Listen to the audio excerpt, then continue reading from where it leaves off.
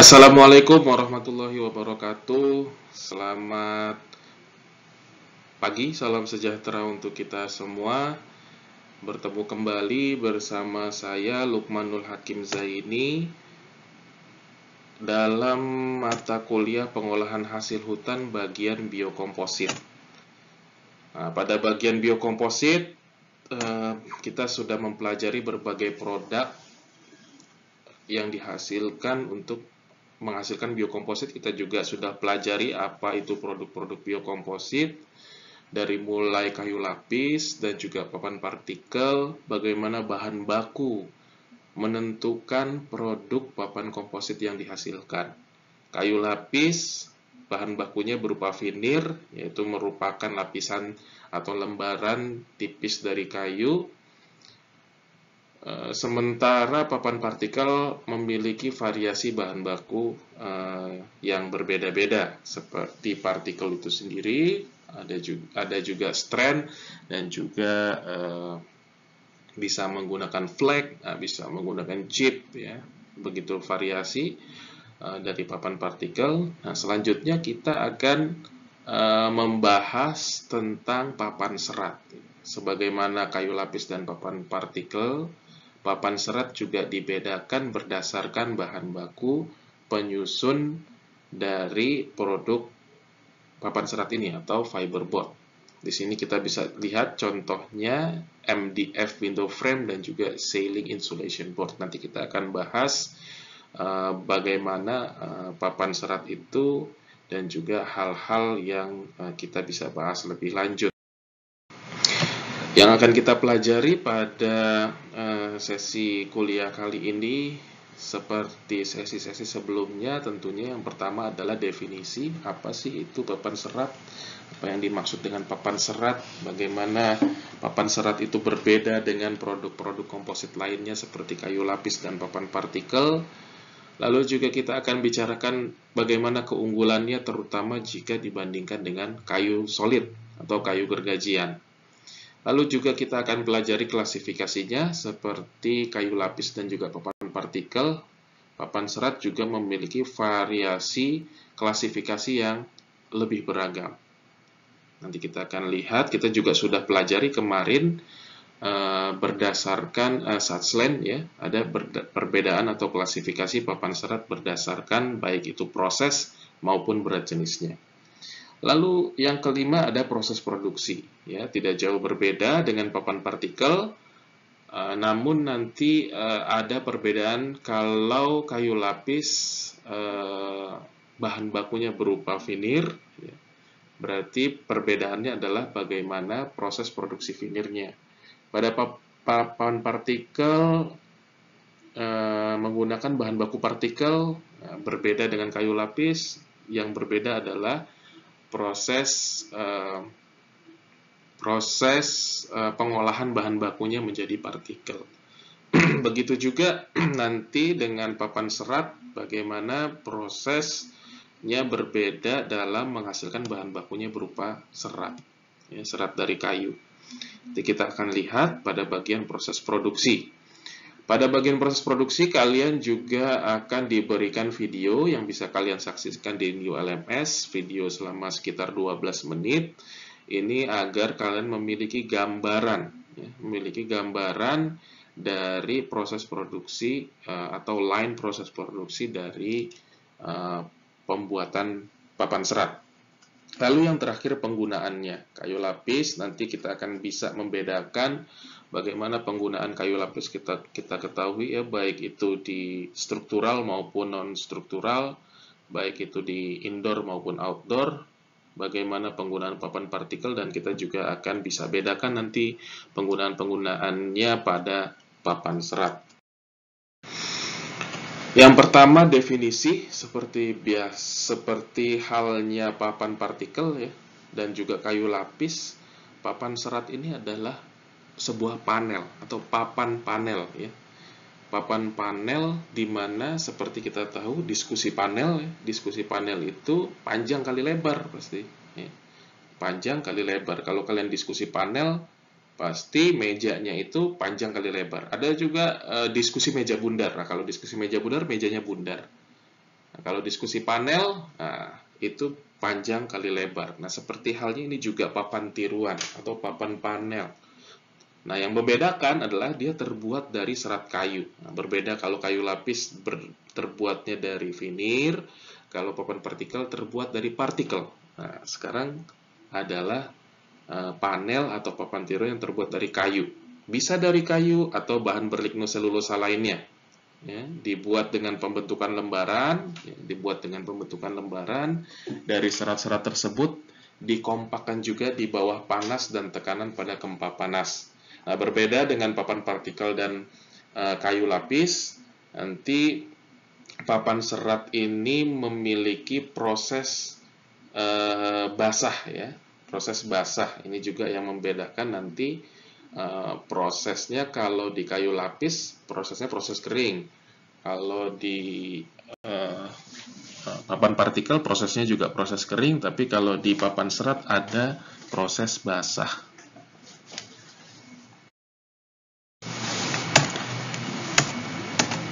Sebagaimana kita ketahui ya, ini mengingatkan kembali bahwa klasifikasi berdasarkan Sutherland and Woodson 1986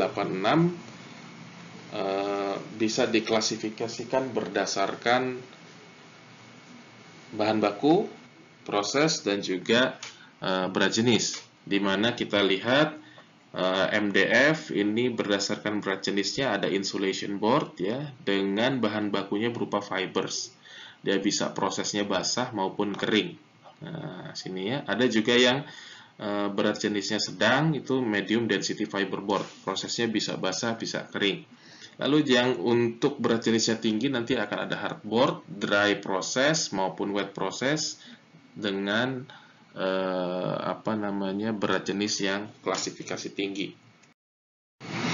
Kita juga ketahui selain bahan berlignoselulosa, papan serat juga bisa dihasilkan melalui limbah bahan berlignoselulosa, baik itu post consumer materials yang setelah dihasilkan atau dikonsumsi, ya, pre-consumer materials, bahan baku atau limbah dari industri, recovered materials, bahan limbah yang sudah dijadikan produk terus menjadi limbah lalu digunakan lagi.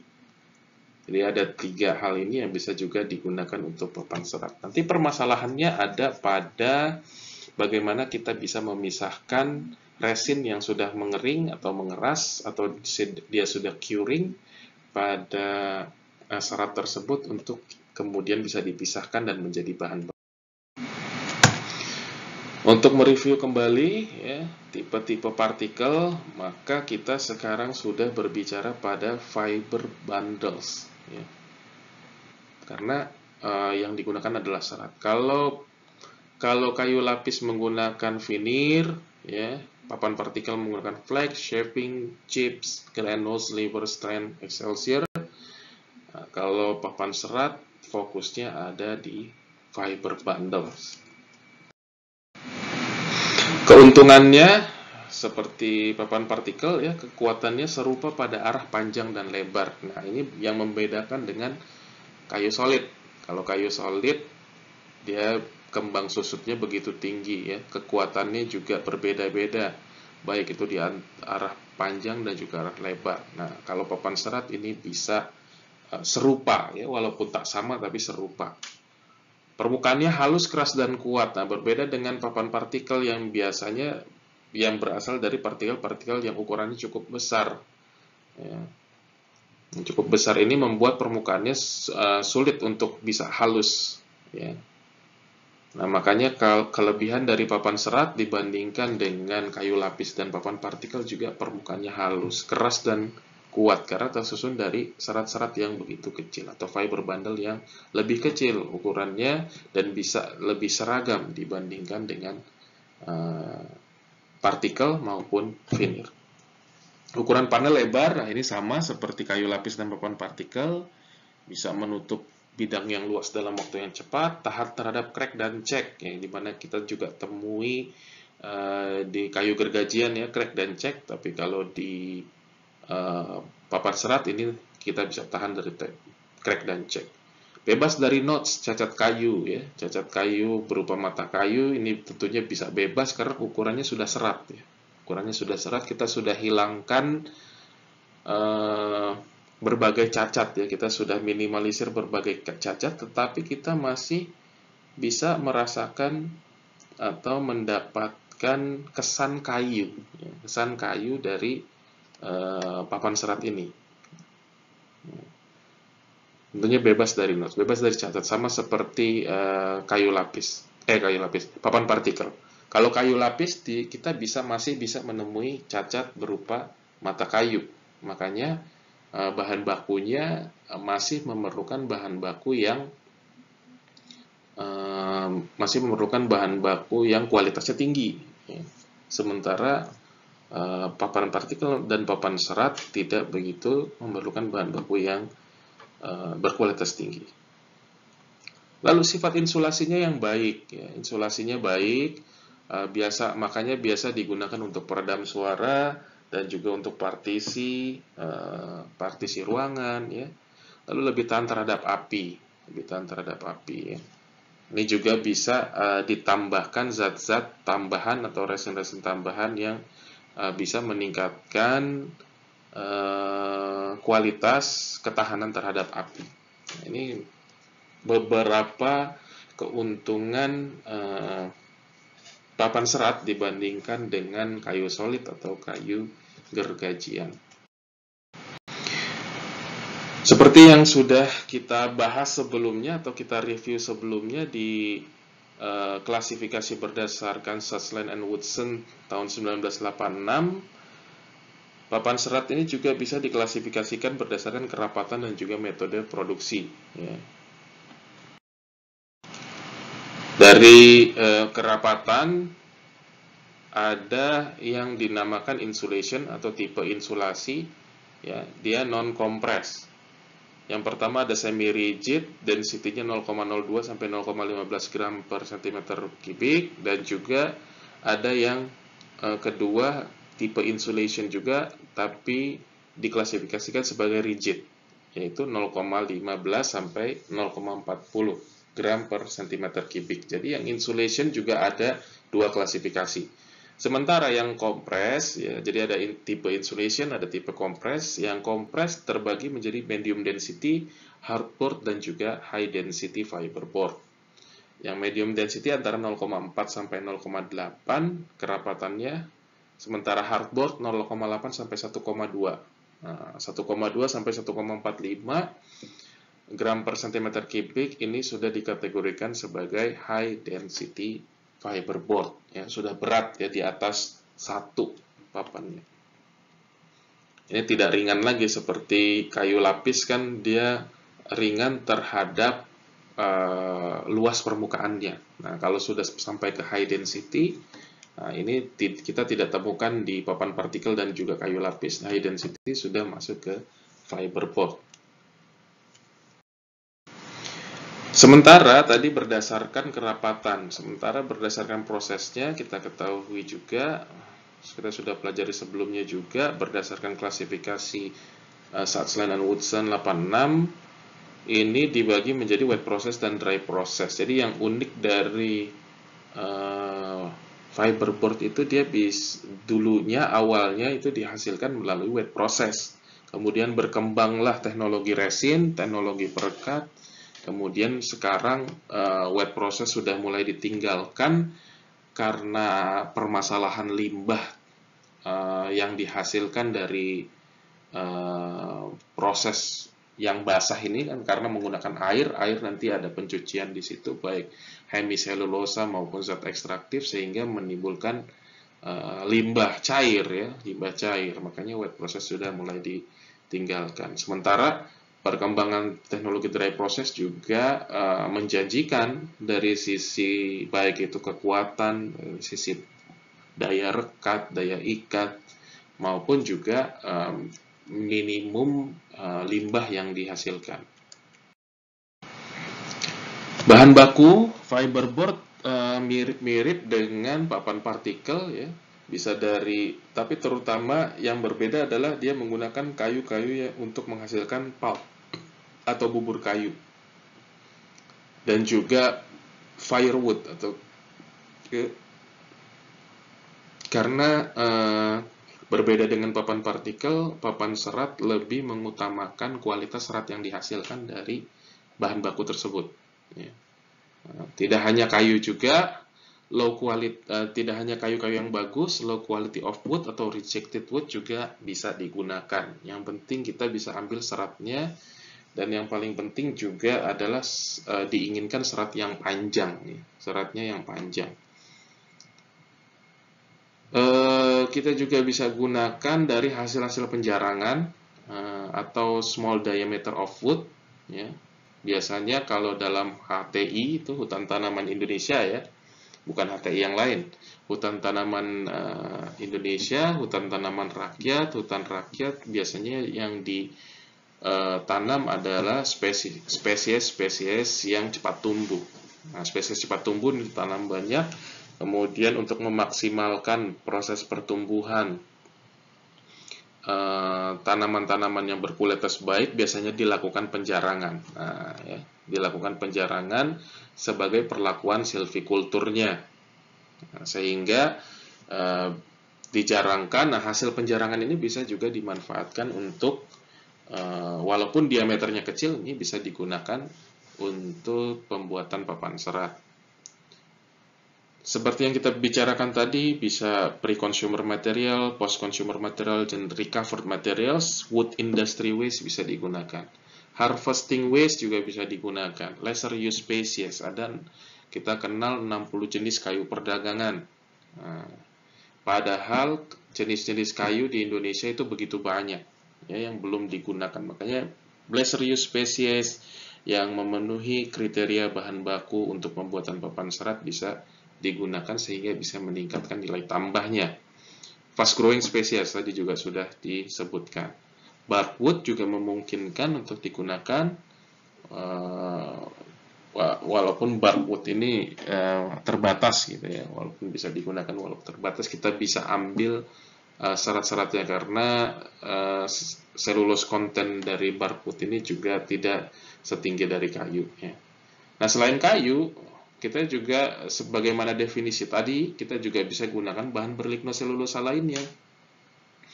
Contohnya yang banyak adalah limbah dari limbah-limbah pertanian, ya, bagas, bagas, ya, hasil samping dari ketika kita mengolah untuk menjadi gula tuh ada limbahnya berupa bagas, ya, dari tebu. Lalu bambu juga kita bisa ambil seratnya. Ada rice husk, ya, ada straws, dan juga berbagai macam, ada kenaf, ada limbah-limbah yang lain, ya. Atau misalkan sisal, ya, memang yang digunakan untuk dikembangkan untuk seratnya. Ada juga limbah-limbah kertas. Nah, limbah kertas ini dari sisi breakdown ini sudah mengurangi proses. Kalau kita bahan bakunya kayu, kita perlu breakdown dulu supaya dia jadi serat. Tapi kalau waste paper, dia sudah dalam bentuk serat. Nah, nanti tantangannya adalah bagaimana kita bisa memurnikan serat tersebut. Karena kan sudah terkontaminasi dengan tinta, terkontaminasi dengan macam-macam, ya. Lain hal ketika dalam proses penggunaan paper tersebut. Nah, itu paling tidak bahan baku yang bisa digunakan untuk fiberboard begitu luas, begitu banyak, tergantung nanti disesuaikan juga dengan cost, ya, atau biaya yang ditimbulkan dari bahan baku tersebut. Nah, dalam pemilihannya tentunya kita juga perlu perhatikan berbagai macam bahan baku dan variasi bisa kita gunakan untuk membuat papan serat. Namun kita juga perlu perhatikan bagaimana pemilihan bahan baku, baik itu dari sisi spesiesnya, potensi dan kemudahan mendapatkan. Kalau misalkan dia berpotensi memiliki serat yang panjang, lalu juga fast growing spesies, tumbuhnya cepat, seratnya banyak, kadar selulosanya tinggi, nah itu sangat berpotensi tapi tidak mudah untuk didapatkan. Nah, ini sulit juga untuk keberlanjutan bahan baku industri. Nah, makanya kemudahan mendapatkan juga menjadi pertimbangan di sini. Sehingga nanti juga dimungkinkan bagaimana mencampur, ya. Kalau misalkan sedikit-sedikit bagaimana campuran itu bisa menghasilkan papan serat yang baik. Berat jenis rendah sampai sedang. Kalau yang berat jenisnya tinggi, kita tidak perlu susah-susah lagi mengolah menjadi papan serat ya. Gunakan saja untuk kayu gergajian. Kalau berat jenisnya tinggi itu biasanya memiliki daya tahan terhadap organisme perusak sudah bagus, apa namanya, kekuatannya juga sudah bagus ya, MOR-nya ya. Makanya kita cenderung untuk produk papan serat kita menggunakan berat jenis yang rendah sampai sedang. Kadar air, nah kadar air juga kalau bisa kita menggunakan bahan baku yang kadar airnya sudah rendah. Karena semakin tinggi kadar air, nanti semakin tinggi juga energi yang diperlukan untuk mengeluarkan air tersebut dari bahan baku. Begitu juga zat ekstraktif. Zat ekstraktif ini juga bisa mengundang serangan dari jamur kalau zat ekstraktifnya berupa gula ya, atau getah juga bisa menimbulkan noda hitam dan sebagainya. Ini perlu kita perhatikan juga dalam pemilihan bahan baku. Derajat keasaman atau pH, karena semakin asam bahan baku tersebut nanti akan bisa menyebabkan semakin cepat curing. Di assembly time-nya yang kita punya untuk membuat papan serat itu menjadi semakin sedikit. Makanya kalau bisa jangan terlalu asam ya untuk pH dari bahan baku tersebut. Nah, mudah-mudahan kalian sudah pernah melihat gambar ini. Ini adalah gambar kalau misalkan kita potong cross section dari, nah ini harusnya sudah tahu ya bagaimana ketika kita potong cross section itu akan kita bisa lihat di atas loop ya, kita akan bisa melihat apa namanya, sel-sel ya atau serat-serat dari kayu ya yang dibatasi oleh middle lamella di sini. Nah, kalau kita lihat teropong lebih jauh, ini terdiri dari serat-serat yang terdiri dari serat primer, ada serat sekunder 1 atau S1, ada serat sekunder 2 atau S2 dan serat sekunder S3 yang masing-masing memiliki arah orientasi serat yang berbeda-beda. Dan kita lihat pada gambar di sini kita bisa lihat bahwa yang paling tebal itu adalah serat di bagian S2. Nah, ini akan menentukan S2 ini atau cellulose content atau jumlah serat, kadar serat yang ada di S2 ini juga akan menentukan bagaimana kita dalam memilih bahan baku. Ada lumen ya, rongga, nanti kita kenal istilahnya Runkel ratio, bagaimana perbandingan antara panjang serat dengan diameter lumen. Dinding sel yang tipis akan lebih disukai karena semakin tipis dinding sel dari serat kayu, maka sifatnya akan lebih lentur. Dia akan lebih mudah dibentuk ketika proses pembentukan lembaran, ketika proses pengepresan atau pengempaan, ini akan lebih baik. Dia akan lebih mudah dibentuk, lalu juga bidang kontaknya akan lebih luas ya. Bidang kontaknya akan lebih luas, pengembangan ikatan hidrogen yang kuat ya, sehingga kalau sudah bidang kontaknya luas, pengembangan ikatan hidrogennya pun juga akan luas. Nah, sebagaimana yang juga saya sering sebut-sebut tadi, serat yang panjang itu akan lebih disukai ya, untuk penggunaan pembuatan papan serat, karena serat yang panjang itu tadi bidang kontaknya juga akan lebih luas. Kalau bidang kontaknya luas, maka ikatan hidrogennya akan lebih banyak yang bisa terbentuk ya.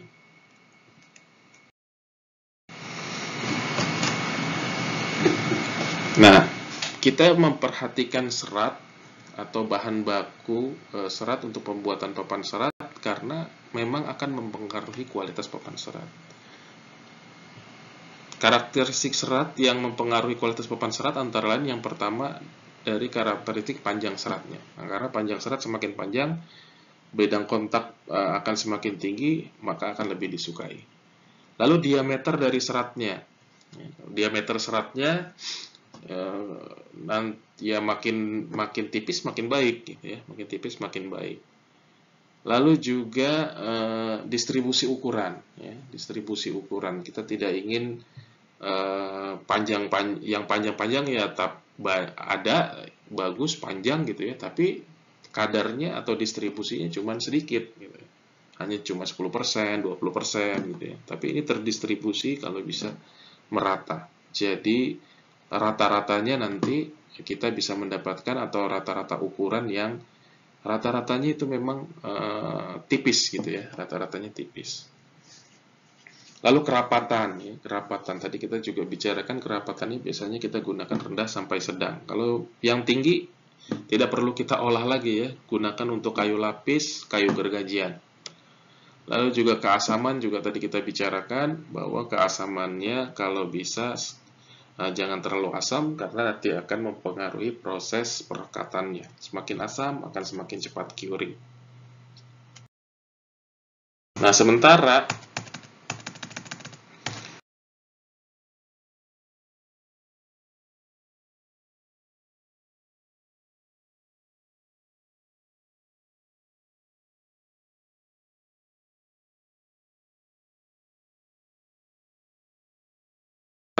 untuk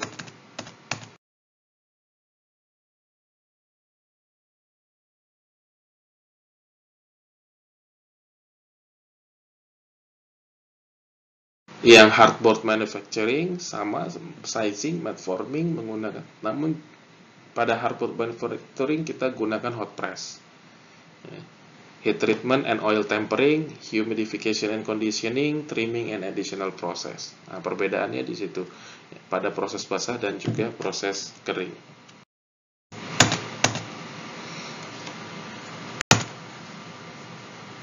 Nah, sama seperti pada pembuatan kayu lapis, kita banyak membahas bagaimana pembuatan veneer ya. Bagaimana pembuatan veneer dari baik itu menggunakan spindles ataupun menggunakan latte ya. Nah, pada proses pulping pun demikian. Untuk membuat bahan bakunya berupa serat, kita juga perlu bahas bagaimana sih proses mechanical pulping, proses semi chemical pulping, bagaimana proses chemical pulping untuk menghasilkan serat-serat yang diinginkan untuk pembuatan papan serat. Nah, pada proses mechanical pulping ada beberapa metode yang biasa digunakan untuk mechanical pulping seperti stone groundwood pulping ya. Menggunakan ini proses yang paling tua mungkin ya, karena menggunakan batu untuk mengground supaya dia bisa seperti gerinda gitu ya. Itu kemudian dia bisa menjadi serat ya, dari mulai log sampai menggunakan greenstone ya, atau batu gerinda lalu dihasilkan fiber. Nah, pada secara sederhana prinsipnya seperti itu. Ada stone groundwood pulping. Lalu kemudian berkembang ini menggunakan pressure untuk dari grindstone, lalu berkembang teknologinya menggunakan refiner mechanical pulping. Nah, ini tidak langsung dari log tapi perlu dilakukan chipping dulu ya. Dari mulai chip lalu masuk ke disk refiner. Ya, ini juga dihasilkan serat. Nah, baru dihasilkan serat. Nah, karena biasanya kondisi refinery ini kondisinya panas ya, karena dia harus menggerus kayu dengan menggunakan biasanya plat besi gitu ya, atau pisau-pisau gitu ya. Dengan refiner untuk menghasilkan fiber. Nah, ini namanya prosesnya refiner mechanical pulping atau RMP. Lalu ada mechanical pulping. Ini sudah dilakukan sejak 30 tahun yang lalu. Nah, ini terus berkembang menggunakan pretreatment juga dilakukan, baik itu menggunakan natrium hidroksida ya, sehingga berkembang menjadi chemi-mechanical pulping. Kombinasi antara kimia dan juga mekanis. Dikenal chemi-mechanical pulping. Juga ditemukan thermomechanical pulping. Selain kimia dan mekanis, dilibatkan juga suhu di situ ya. Disebutkan juga suhu sehingga ada proses yang namanya thermomechanical pulping. Dan Dan juga bahan kimia ditambah suhu ditambah juga mechanical. Jadi chemi thermomechanical pulping kombinasinya. Nah, thermomechanical pulping secara sederhana prosesnya juga dimulai dari chip, lalu kemudian dilunakan melalui proses steam, ya. Lalu dari proses steam kemudian masuk ke disrefiner, ya, proses mechanical, ya.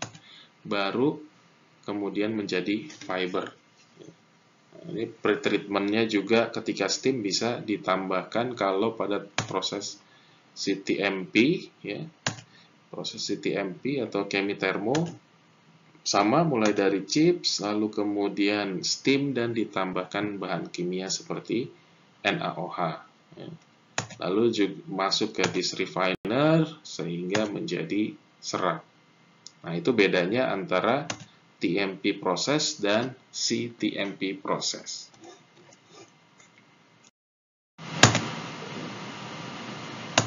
Nah, sementara mechanical pulping ini tujuan dari mechanical pulping adalah untuk meningkatkan kualitas dari bubur kayunya itu sendiri.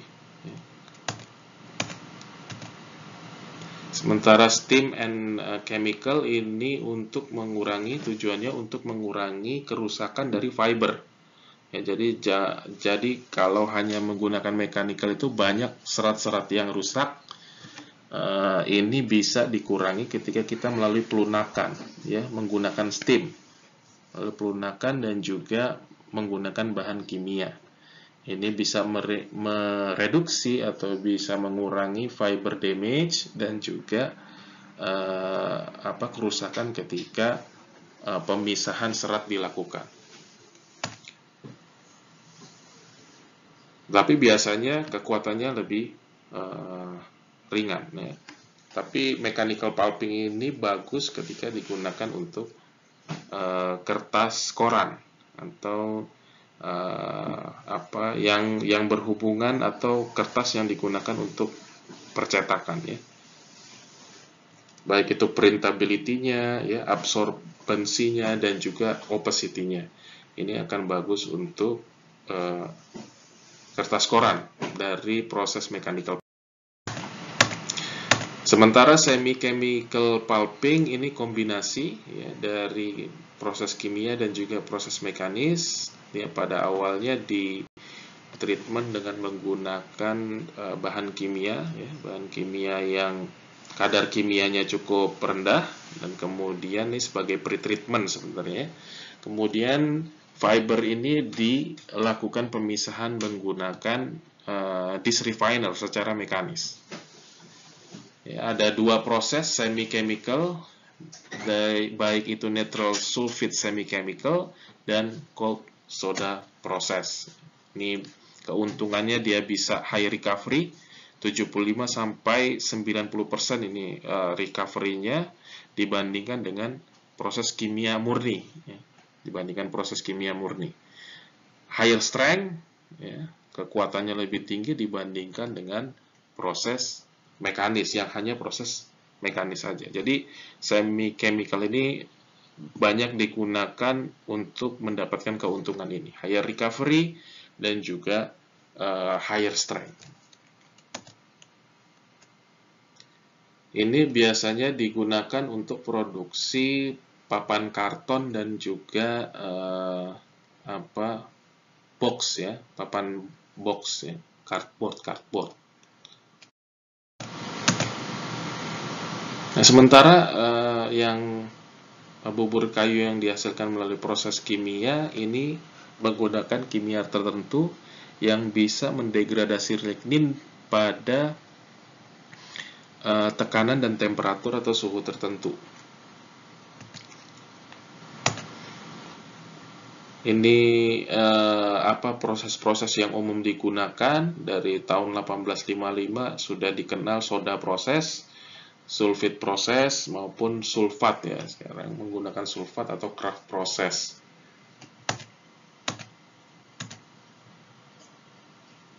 Ini banyak atau umum digunakan karena bisa memproses berbagai macam material. dan juga menghasilkan bubur kayu yang memiliki kekuatan yang tinggi. Ini bisa digunakan untuk memproduksi buku-buku, ya, high water absorption, tisu. Nah, umum digunakan di industri-industri pulp dan kertas.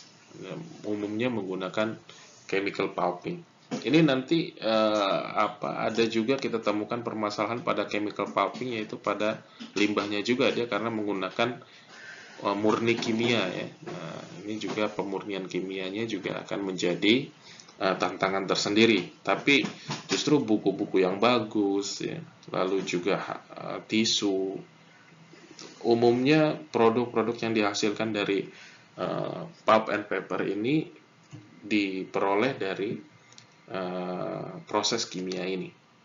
Begitu juga nanti untuk pembuatan papan serat juga bisa menggunakan proses kimia ini.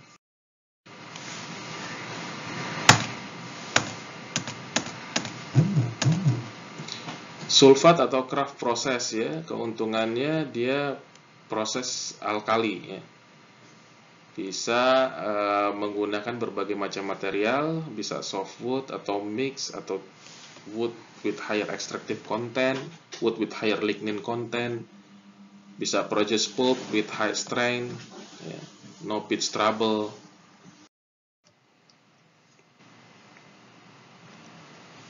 Nah, ini juga bisa memproduksi pulp dengan kekuatan yang tinggi dan no pitch trouble, ya. Teknik dan proses dari recycle-nya juga menghasilkan, karena ini mendegradasi lignin, dia menghasilkan namanya black liquor, ya.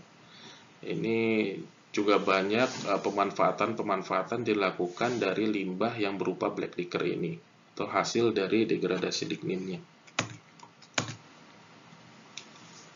Waktu pemasakannya juga lebih cepat dibandingkan dengan bahan kimia lainnya, ya. Kalau proses Kraft ini menggunakan sulfat dan juga menghasilkan byproduct berupa baik itu terpentin maupun tall oil.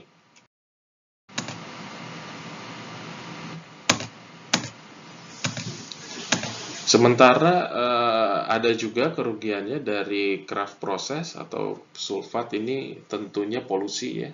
Bau, biasanya bau ini juga berasal dari black liquor itu, ya. Bau dari proses pemasakan menggunakan bahan kimia sulfat, dan juga lower recovery compared to sulfite process. Jika dibandingkan dengan sulfite sebelumnya, kita tadi bahas pakai sulfite, ya. Ini lower recovery. Brightness-nya juga, tingkat kecerahannya juga lebih rendah. Tapi kalau untuk di papan serat kita tidak terlalu mempermasalahkan masalah brightness, ya. Biasanya brightness ini digunakan untuk menghasilkan kertas, untuk menghasilkan tisu, ya. Untuk papan serat kita tidak terlalu memperhatikan hal tersebut. High investation, tentunya investasinya besar untuk bisa membangun industri, harus dibangun dalam kapasitas juga yang besar, sehingga diperlukan investasi yang besar untuk bisa membangun industri. Ini adalah proses-prosesnya, kalian bisa catat dan baca sendiri pada slide ini, ya, baik dari temperature, pressure, cooking time. Ini untuk pengetahuan kalian saja, ya, maupun bahan kimia yang digunakan, ya. Ini untuk Kraft proses.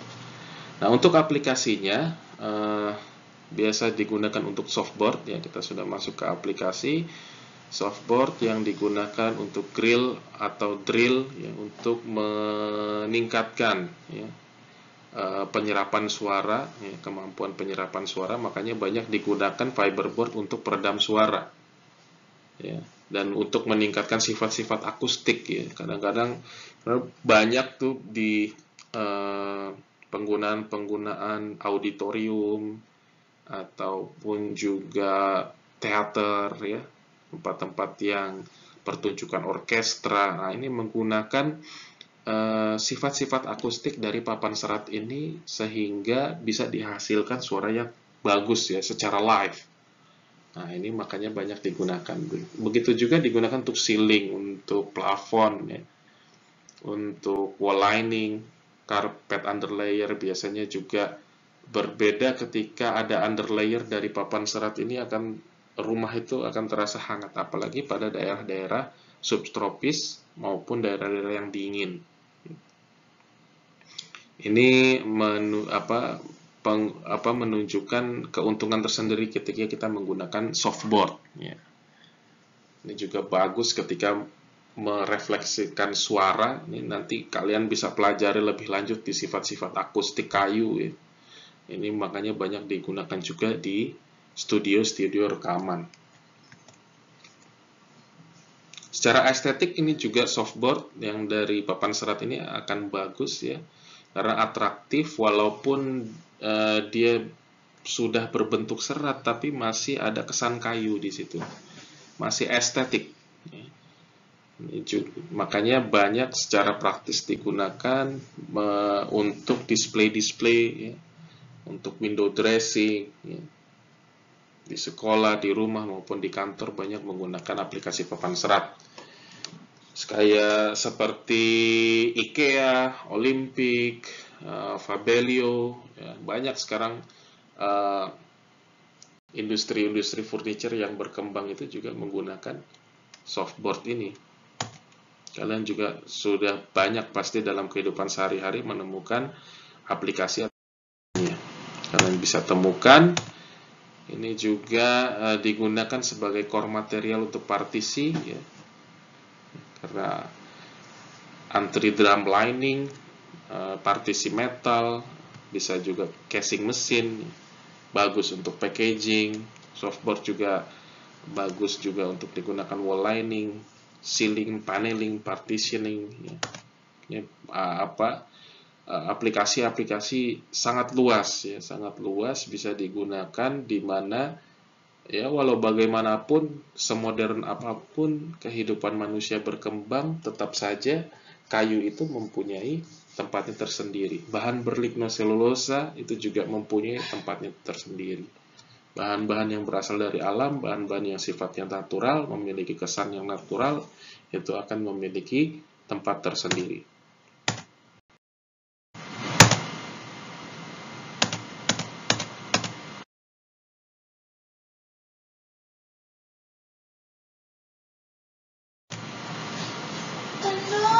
Softboard application.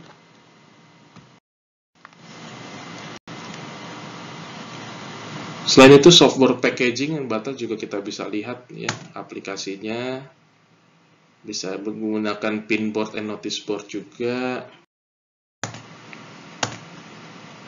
Ini yang digunakan sebagai underlay yang kita bicarakan tadi untuk lantai ya.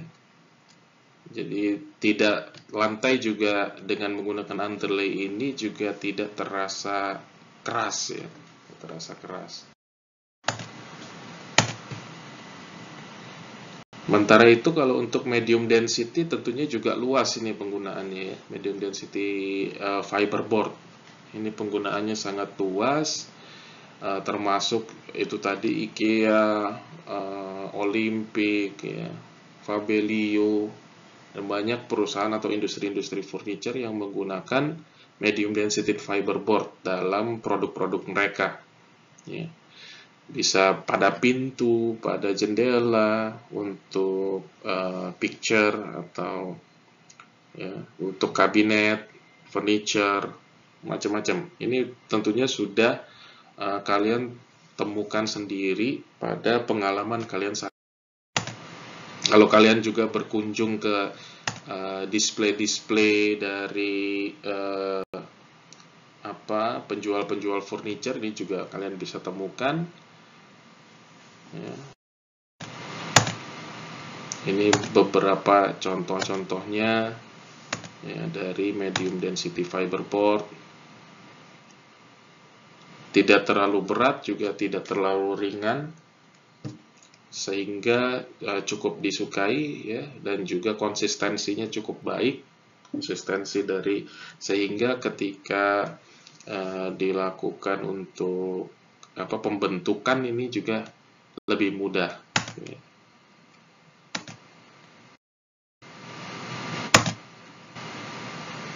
Ini yang digunakan juga. Ini kita sudah menggunakan hardboard ya.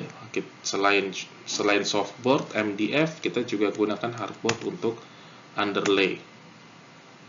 Tergantung nanti dari customer menyukainya yang dari bahan baku yang mana gitu ya, softboard, MDF maupun hardboard. Dan juga untuk packaging clip ya, packaging clip.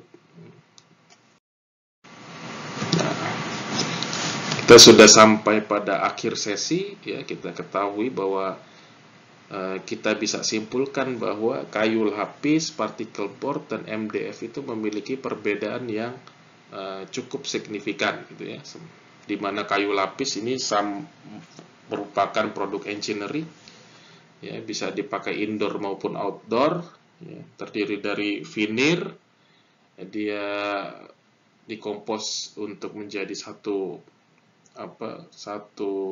bahan solid tertentu ya. Sulit dipotong tapi juga merupakan material yang kuat ya, expensive dan juga durable karena tahan paparan air maupun cuaca ya. Makanya banyak juga digunakan untuk struktural maupun penggunaan eksterior. Nah, sementara particle board sama MDF ini, kalau particle board dia variasinya banyak pada bahan bakunya. Nah, variasi banyak pada bahan bakunya, dan baik itu partikel, flake, sawdust, strand, ya, excelsior. Sementara MDF terbatas pada bahan baku serat, ya, terbatas pada bahan baku serat. Namun fiberboard ini memiliki klasifikasi yang lebih luas juga dibandingkan dengan particle board. Particle board biasanya dia bermain hanya pada berat jenis sedang, sementara MDF dia bisa bermain menjadi insulation board, medium density fiberboard maupun juga hardboard. Ya. Dia particle board biasanya ringan dan juga murah. Ya. Namun kekurangannya tidak bisa menahan beban-beban yang terlalu berat ya. Sementara MDF dia lebih low cost karena tidak perlu memerlukan bahan baku yang begitu mahal atau memiliki kualitas yang begitu tinggi ya. Lebih tahan dibandingkan dengan particle board. Dia juga memiliki permukaan yang halus karena bahan bakunya utamanya berasal dari bahan baku serat, di mana ukurannya itu jauh lebih kecil dibandingkan dengan partikel. Dan juga kita lebih fokus kepada kualitas serat yang panjang dan juga tipis ya, sehingga lebih mudah dibentuk, lebih lentur, dan juga bisa menghasilkan permukaan yang halus. Bisa lebih rapat, dihasilkan lebih rapat dibandingkan partikel, karena partikel ketika dikempa dia ada kemungkinan rongga-rongga yang tidak memiliki kontak yang sempurna antara satu partikel dengan partikel lain dibandingkan dengan serat itu sendiri. Baik, demikian yang bisa saya sampaikan untuk kuliah papan serat pada sesi kali ini. Kalian bisa baca-baca kembali untuk slide-nya, dan juga kalian jangan lupa untuk menonton video proses pembuatan papan serat yang ada di New LMS. Nah, video ini akan membantu kalian untuk bisa memahami proses pembuatan papan serat atau proses produksi papan serat di industri, dan bagaimana perbedaannya dengan proses pembuatan kayu lapis dan juga proses pembuatan papan partikel. Ya. Demikian dari saya, mudah-mudahan bermanfaat dan juga bisa menjelaskan apa yang belum terjelaskan, dan juga jika ada pertanyaan ataupun juga diskusi, kita bisa lakukan melalui forum chat yang ada atau forum diskusi yang ada di New LMS. Terima kasih, mudah-mudahan bermanfaat. Wabillahi taufiq wal hidayah. Assalamualaikum warahmatullahi wabarakatuh.